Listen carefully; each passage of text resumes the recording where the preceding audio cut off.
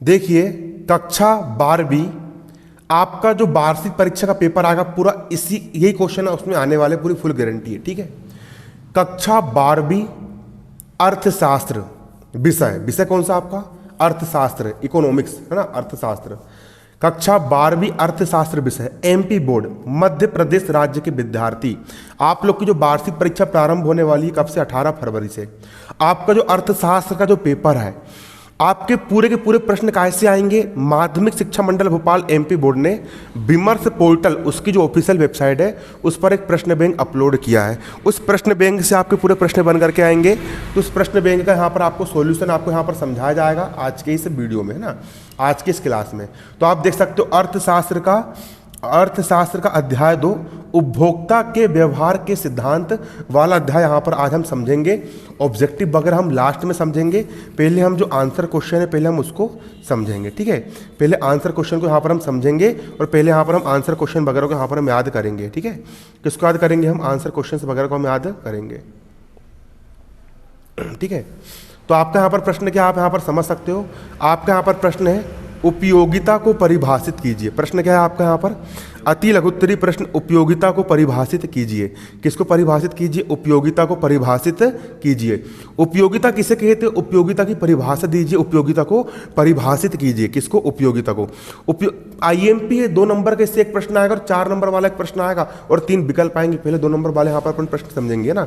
उपयोगिता किसे कहते हैं? उपयोगिता को आपको क्या करना है? परिभाषित करना है। तो दैनिक जीवन में हम विभिन्न वस्तुओं का उपयोग करते हैं। दैनिक जीवन मतलब आजकल की जो हमारी जो डेली लाइफ है, जो हमारा दैनिक जीवन है, हमारे दैनिक जीवन में हम क्या करते हैं? विभिन्न वस्तुओं का उपयोग करते हैं, है ना, जिससे हमारी आवश्यकता की पूर्ति होती है। हम विभिन्न वस्तुओं का उपयोग करते हैं और उससे हमारी आवश्यकता क्या होती है? पूर्ति होती है, हमें संतुष्टि मिलती है। हमको क्या मिलती है? संतुष्टि मिलती है। हमको संतुष्टि मिलती है कि यार हमारी आवश्यकता की यहाँ पर क्या हो गई है? पूर्ति हो गई है ना। आवश्यकता किसको बोलेंगे? मान चलो कि मुझे भूख लगी तो मुझे किसकी आवश्यकता है? बिस्कुट की आवश्यकता है। ठीक है, तो उसी को अपन आवश्यकता बोलेंगे। अर्थशास्त्र की भाषा में किसी वस्तु के जिस गुण मानवीय आवश्यकताओं को संतुष्टि होती है, किसी वस्तु के जिस गुण से मानवीय आवश्यकता को संतुष्टि होती है। इस गाइड से अपनी संतुष्टि क्या हो रही है? अपन को पढ़ने के लिए मिल रहा है ना कि नहीं। रोटी से अपनी संतुष्टि क्या होती है? अपनी भूख मिटती है। गाड़ी से अपनी संतुष्टि क्या होती है? अपन एक स्थान से दूसरे स्थान तक जा पाते हैं ना। तो अर्थशास्त्र की भाषा में किसी वस्तु के जिस क्वालिटी के कारण मानवीय मतलब मानव की आवश्यकता की संतुष्टि होती है, उसे हम क्या कहते हैं? उपयोगिता कहते हैं। अब प्रोफेसर बाग के अनुसार, प्रोफेसर बाग ने क्या कहा है?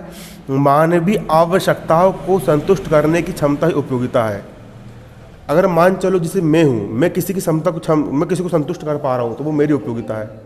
अगर कोई गाइड है किसी आदमी की आवश्यकता की संतुष्टि कर पा रही है तो वो उसकी क्या उपयोगिता है। कोई भी चीज़ का अपन उपयोग क्यों करते हैं? वो अपनी आवश्यकताओं को संतुष्ट करती है ना। तो मानवीय आवश्यकताओं को संतुष्ट करने की जो क्षमता होती है उसी को अपन क्या कहते हैं? उपयोगिता कहते हैं। मानवीय आवश्यकताओं को संतुष्ट करने की क्षमता ही क्या कहलाती है? उपयोगिता कहलाती है। मानवीय आवश्यकताओं को संतुष्ट करने की क्षमता ही क्या कहलाती है? उपयोगिता कहलाती है। क्या कहलाती है? उपयोगिता कहलाती है। क्या कहलाती है? उपयोगिता। अगला है यहाँ पर आपका उपभोक्ता का अर्थ बताइए। प्रश्न क्या है? उपभोक्ता का क्या अर्थ होता है? उपभोक्ता का अर्थ बताइए। उपभोक्ता का अर्थ क्या होता है? उपभोक्ता का अर्थ बताइए। प्रश्न क्या है? उपभोक्ता का क्या बताना है आपको? यहाँ पर अर्थ बताना है। उपभोक्ता का मतलब क्या होता है? जो वस्तु को खरीद करके उसका भोग करता है उसको अपन उपभोक्ता कहेंगे। जैसे कि जिस पार्ले जी कंपनी ने बिस्कुट बनाई तो पार्ले जी उत्पादक है और बिस्कुट को अपन ने खरीद करके खाए तो अपन क्या हो गए? उपभोक्ता हो गए। ठीक है, उपभोक्ता किसको बोलेंगे? तुम लोग अभी मेरे से पढ़ रहे हो तो तुम लोग मेरे क्या हो? उपभोक्ता हो। मैं यहाँ पर पढ़ा रहा हूँ मतलब कि यहाँ पर मैं ज्ञान दे रहा हूँ तो मैं ज्ञान का उत्पादन कर रहा हूँ। ठीक है, तुम ये गाइड जो है ये गाइड ज्ञान का उत्पादन कर रहे हैं, इसमें लिखा है। तो गाइड बनाने वाला क्या हो गया? उत्पादक हो गया। और गाइड खरीदने वाले क्या हो गए? उपभोक्ता हो गए। उपभोक्ता किसको बोलेंगे अपन? उपभोक्ता उस व्यक्ति को कहते हैं जो अपनी आवश्यकता को संतुष्ट करने के उद्देश्य से वस्तु एवं सेवाओं को क्रय करता है, मतलब खरीदता है। जो वस्तु और सेवाओं को क्रय करता है, जो मोबाइल खरीद रहा है ना, वो उपभोक्ता हो जाएगा, और मोबाइल बनाने वाली कंपनी क्या हो जाएगी, उत्पादक हो जाएगी। ठीक है, तो जो अपनी आवश्यकताओं को संतुष्ट करने के उद्देश्य से वस्तु एवं सेवाओं को क्रय करता है, वस्तु एवं सेवाओं को खरीदता है, उसको अपन क्या बोलेंगे, उपभोक्ता कहते हैं। उपभोग के ढंग का वह प्रमुख निर्णय करता होता है, उपभोग के ढंग का वह प्रमुख निर्णय करता होता है। उसका मुख्य ध्येय ये होता है कि अपनी आय को भिन्न भिन्न वस्तु एवं सेवाओं पर खर्च करने से उसे अधिकतम संतुष्टि प्राप्त हो। उपभोक्ता ये सोचता है कि उसकी जो इनकम है, उसके पास जो पैसे है, उस पैसों को वो अलग अलग वस्तु और सेवाओं पर खर्च करे ताकि उसको अधिकतम संतुष्टि प्राप्त हो। ठीक है, चूंकि संसाधन असीमित आवश्यकताओं की तुलना में कम होते हैं। हमारी आवश्यकता तो बहुत ज़्यादा होती है, हम सोचते सब कुछ खरीद ले, लेकिन संसाधन कैसे होते, कम होते। अतः उपभोक्ता अधिकतम संतुष्टि प्राप्त करने के लिए कुछ सिद्धांतों एवं नियमों का पालन करता है कि भैया पहले जिस चीज़ की बहुत ज़रूरत है ना, तो भैया पहले घर की जरूरत, तो पहले इंसान घर बनाता है, फिर बाद में कार खरीदता है ना, तो नियमों का पालन करना पड़ता है। ठीक है, उपभोक्ता किसको बोलेंगे अपन, बाजार से जो सामान को खरीदता है उसको अपन क्या बोलेंगे, उपभोक्ता बोलेंगे। सामान खरीदने वाले को, माल खरीदने वाले को क्या कहा जाता है, उपभोक्ता कहा जाता है। उपभोक्ता किसको कहा जाता है, जो माल को खरीदता है उसको अपन क्या कहते हैं, उपभोक्ता कहते हैं। क्या कहते हैं, उपभोक्ता। अगला प्रश्न यहाँ पर देखो, क्या अगला प्रश्न यहाँ पर है, कुल उपयोगिता अधिकतम कब होती है। कुल उपयोगिता अधिकतम कब होती है, सीमांत उपयोगिता के शून्य होने पर कुल उपयोगिता अधिक होती है। इसके बाद उपभोग जारी रखने पर कुल उपयोगिता कम होती जाती है। मान चल किसी इंसान को बहुत भूख लग गई, तो एक रोटी जो रहेगी उसके लिए उसकी उपयोगिता कैसी रहेगी, बहुत ज़्यादा रहेगी। लेकिन जैसे जैसे वो रोटी खाते जाएगा, एक रोटी खा गया, 2 खा गया, 3 खा गया, 4 खा गया, फिर 6वें नंबर की जो रोटी रहेगी उसकी उपयोगिता कैसी हो जाएगी, कम हो जाएगी, है ना कि नहीं। आ रहा है समझ में। तो जब इंसान को बहुत ज़्यादा ज़रूरत होती है, बहुत ज़्यादा ज़रूरत होती है, तो उपयोगिता कैसी हो जाती है, अधिकतम हो जाती है। और जब ज़रूरत नहीं होती तो उपयोगिता कैसी हो जाती है, कम हो जाती है ना कि नहीं।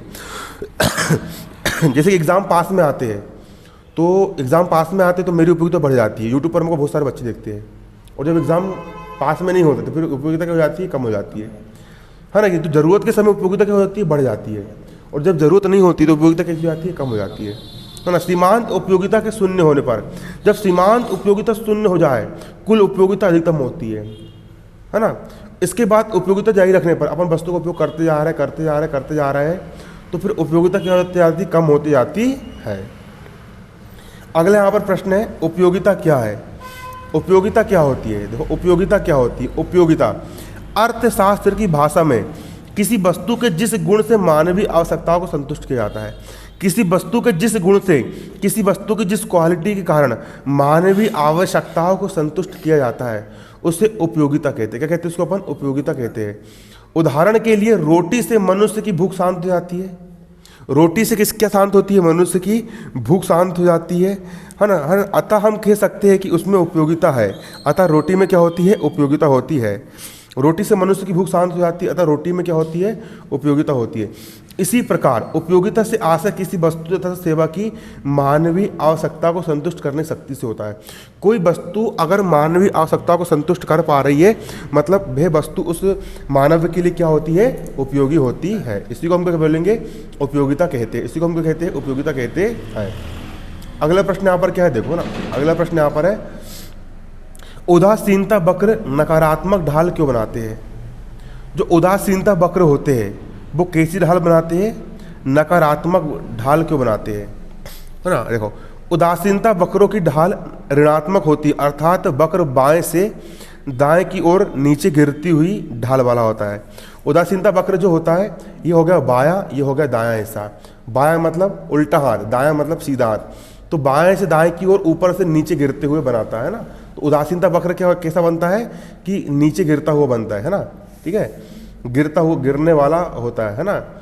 किसी उदासीनता वक्र नीचे की ओर गिरती हुई ढाल वाला होता है, नीचे की ओर गिरता है ना।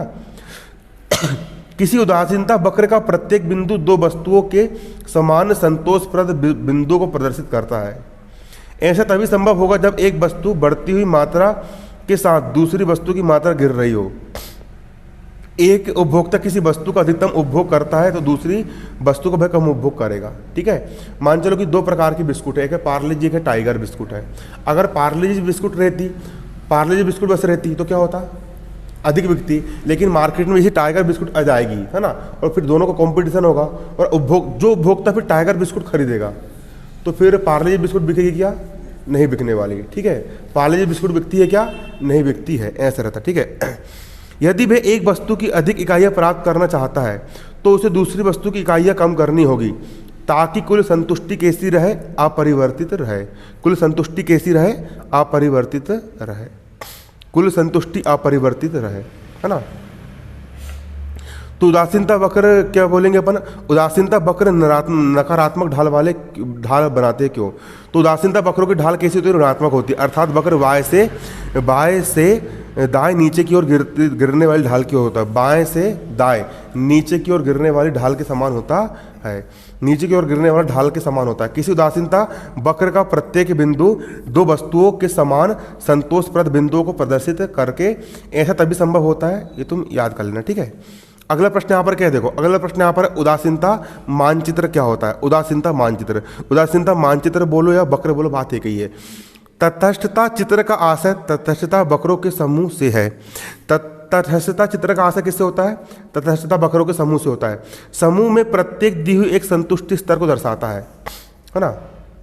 देखो, अतः वस्तुतः ये तटस्थता वक्रों का परिवार है जो बंडलों में दो वस्तुओं के उपभोग में अधिमान को दर्शाता है। यह ध्यान देने योग्य है कि उपभोक्ता किसी एक तटस्थता वक्र के साथ तटस्थता रहता है, किंतु वह विभिन्न तटस्थता के बीच तटस्थ नहीं रहता है। ये एक तटस्थता सदैव ऊंची स्थिति दर्शाने चित्र है ना, इसको तुम याद कर लेना। ठीक है, आज के लिए इतना ही।